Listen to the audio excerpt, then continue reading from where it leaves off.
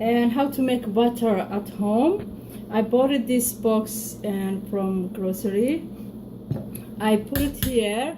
I put 2 glasses of water.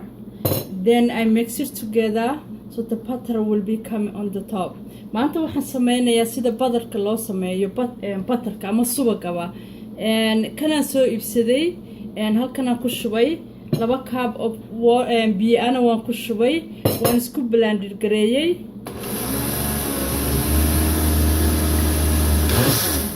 ilaa ay butter subagu korka soo istaagayo and you blend it until the butter comes on the top.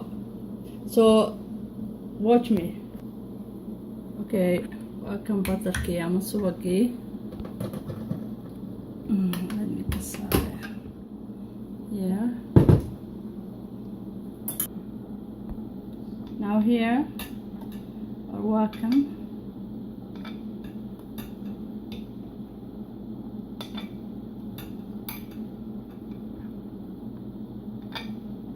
subag dhan baad heshay.